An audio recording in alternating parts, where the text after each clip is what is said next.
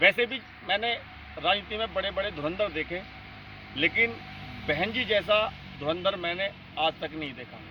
देखिए, पहले उन्होंने मलूक नागर जी को ये कहा, या अगर मलूक नागर जी ने कोई बात कही होगी तो किसी ना किसी के इशारे पे तो कही होगी कि कांग्रेस माफ़ी मांग ले जो उत्तराखंड में और राजस्थान में उन्होंने विधायक तोड़े, और बहन जी को प्रधानमंत्री पद का उम्मीदवार घोषित कर दे।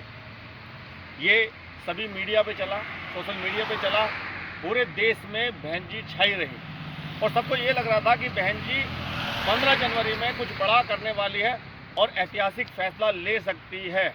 ज़्यादातर लोगों का मानना था, मत था कि बहन जी अलायंस के साथ जाएंगी।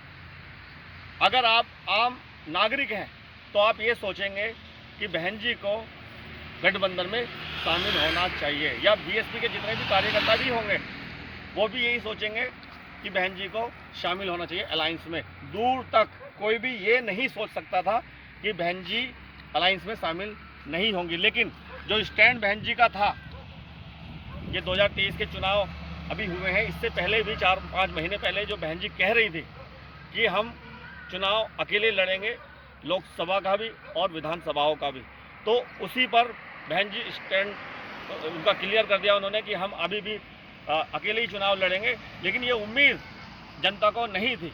अब इसका कितना फ़ायदा कितना नुकसान होने वाला है, मैं ये आपको ये बताने वाला हूँ।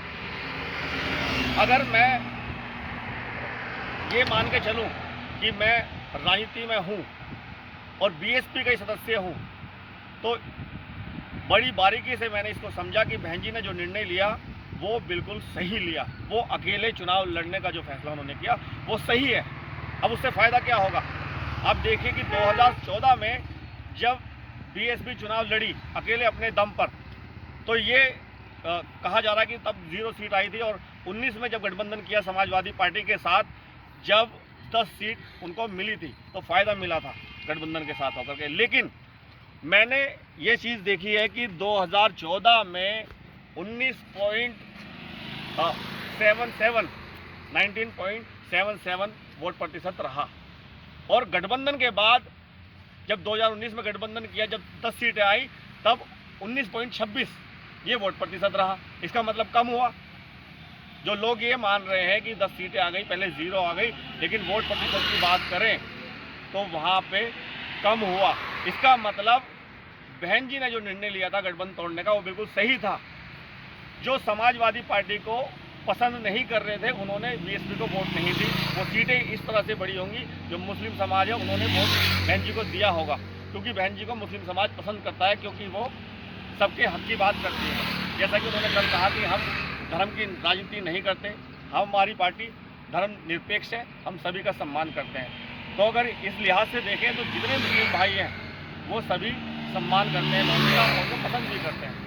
तो अब अकेले लड़ने से ये फ़ायदा होगा कि जो भी समाजवादी पार्टी या बीजेपी या कांग्रेस को पसंद नहीं करता वो बहन जी के साथ आएगा। और दूसरी सबसे बड़ी बात यह है कि बीएसपी तीसरी सबसे बड़ी पार्टी है।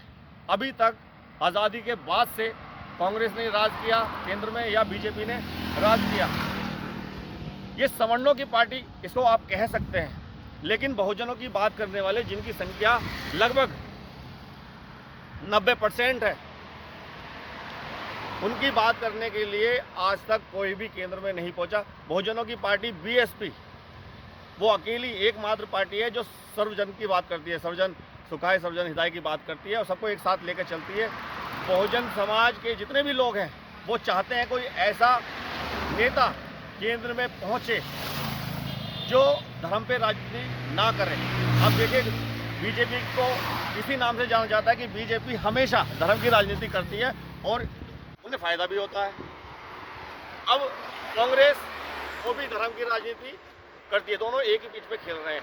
अब ये समझिए, अब अखिलेश जी की बात आती है तो ये कहा जाता है कि वो मुसलमानों के साथ हैं, इसलिए वो भी एक धर्म की राजनीति करते हैं। लेकिन बहन जी अपना स्टैंड क्लियर उन्होंने कर दिया है कि हम अगर सत्ता में भी आए 2007 से 12 में हमने चुनाव जीता, उसके बाद से ही हमने सभी धर्मों का सम्मान किया और किसी को अपने सर पे नहीं बिठाया, चाहे उसमें कोई भी जाति का हो, कोई भी धर्म का हो।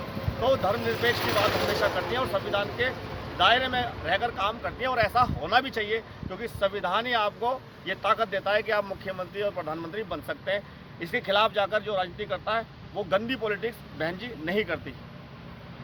अब बहन जी जब अलग है, अभी बातें चल रही हैं कि तीसरा मोर्चा भी बन सकता है, और मैं ये मान सकता हूँ कि तीसरा मोर्चा अगर बनता है तो बहन जी को उसमें फ़ायदा होगा। और तीसरे मोर्चे में बहन जी ने ये बात क्लियर कर दी थी कि जो एनडीए या इंडिया में नहीं है वो अगर बीएसपी के साथ आना चाहेगा, उसके साथ बीएसपी गठबंधन कर सकती है। और अभी बात चल रही है एआईएमआई जो ओवैसी जी की पार्टी है, या उनके जो प्रवक्ता है उन्होंने साफ साफ कह दिया है कि बहन जी को हम प्रधानमंत्री देखना चाहते हैं। अगर बहन जी प्रधानमंत्री देश की बने तो हम उनको साथ आने के लिए तैयार हैं। इसका मतलब मुस्लिम समाज एक साथ आने को तैयार है, और जो SC ST शेड्यूल कास्ट है वो आने को तैयार है। और मैंने राजभरों की बात सुनी, राजभरों ने सीधा सीधा कहा, ओम प्रकाश राजभर जो आज राजनीति कर रहे हैं वो बीएसपी से ही निकले हैं, आज बीएसपी के साथ नहीं है, कभी बीजेपी में जा रहे हैं, कभी सपा में जा रहे हैं, लेकिन बीएसपी से ही उनका करियर शुरू हुआ। तो राजभर तो कहते हैं हम तो बीएसपी के ही हैं, अगर बीएसपी का कैंडिडेट हमारे बीच में आएगा तो हम पहले बीएसपी को पसंद करेंगे, राजभर ओम प्रकाश जी की पार्टी को पसंद नहीं करेंगे। उन्होंने क्लियर कर दिया। पूर्वांचल में उनकी लगभग 12 सीटें हैं, और 12 सीट वो एक तरफा जिताने का काम कर सकते हैं। उधर मुस्लिम 15-17% अगर मुस्लिम है वो एक साथ आ जाएंगे, और 20 से 22% जो हमेशा से बीएसपी का वोट बैंक रहा है उसमें सेंध नहीं लग सकती। अगर 2022 की बात कर रहे हैं तो ना करने पर जहाँ सक्रिय नहीं थी बहन जी, तब 13% यानी 13% वोट मिला उनको। अगर वो पूरी ताकत से चुनाव लड़ें तो 20 से 22% वोट उनका कहीं जाता है नहीं है, और मुस्लिम उनके साथ आ जाते हैं। अभी अगर ओवैसी जी आते तो 35% तो सीधा ही हो गया। इसका मतलब बहन जी आज 35% पे खड़ी हैं। अगर ताकत से अकेले चुनाव लड़ेंगी वो, और मुस्लिम समाज उनके साथ आएगा, और राजभर और ओबीसी के कुछ लोग, तो मुझे लगता है कि काफ़ी हद तक पूरे देश में अच्छी खासी सीट वो निकाल सकती हैं। और उनका जो भतीजा है आकाश आनंद, उनको जो जिम्मेदारी दी है उन्होंने पूरे देश में प्रचार प्रसार कर रहे हैं। अभी 4 राज्यों के चुनाव, 5 राज्यों के चुनाव है, उसमें उन्होंने प्रचार प्रसार किया।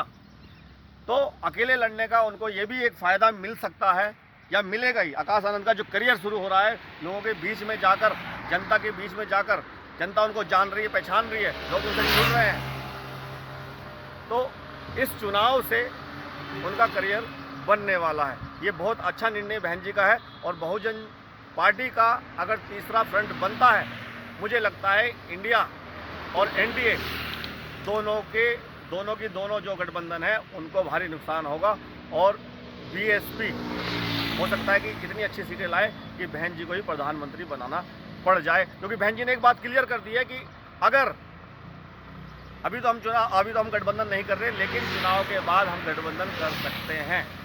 और कुछ लोग इस बात को देख रहे हैं कि भाई बहन जी डर गई हैं, या बहन जी ने डर की वजह से स्टैंड लिया। तो मैं उनको बता देना चाहता हूं कि इस देश के अंदर अगर कोई सबसे ताकतवर नेता है तो वो है बहन कुमारी मायावती जी, और उसका प्रूफ मैं आपको दे सकता हूं, या जनता जानती है। इस देश के कोने कोने में बहन जी का वोट बैंक है। कुछ लोग बहन जी को भगवान मान के चलते हैं कि अगर आप समझिए इस बात को कि अखिलेश ने मात्र इतना कह दिया कि बहन जी को गठबंधन में ले लोगे, गारंटी कौन लेगा।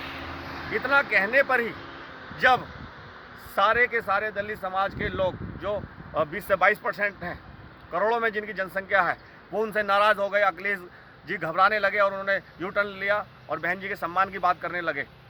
तो आप देखिए कि जब एक शब्द पर ऐसा हो सकता है, बहन जी को हाथ लगाने वाला या गिरफ्तारी की बात करने, ईडी की जो बात कर रहे हैं, अगर बहन जी को गिरफ्तारी का नाम भी सुन लिया तो क्या होगा। तो इस बात को सब जानते हैं कि बहन जी पे हाथ डालना किसी भी नेता के बस की बात नहीं है।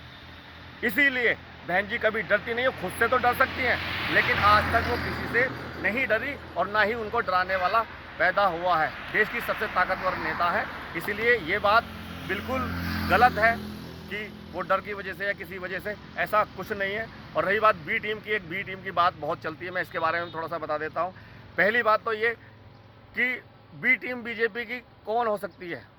कांग्रेस, विपक्षी क्योंकि कांग्रेस में जो आज नेता हैं वो पहले बीजेपी में थे, वही नेता कांग्रेस में जा रहे हैं।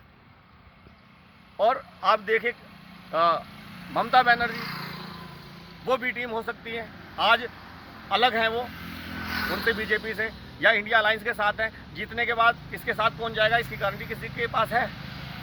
बहन जी ने तो अपना स्टैंड अभी क्लियर कर दिया, लेकिन बाद में उन्होंने ये भी कहा है कि हम किसी के साथ भी जा सकते हैं। लेकिन जो दूसरे और नेता हैं या दूसरी और पार्टियां हैं, उन्होंने क्या स्टैम्प पेपर पर लिख कर दिया है कि हम नहीं जाएंगे। भाई अलायंस के साथ लड़ रहे हैं, अलग अलग सीट आएंगी तो वो भी किसी के साथ जा सकते हैं। लेकिन बीएसपी, बीजेपी की टीम या कांग्रेस की टीम कभी नहीं हो सकती, चाहे कितनी भी दल हो वो हो सकते हैं। बहुत बहुत धन्यवाद, नमस्कार।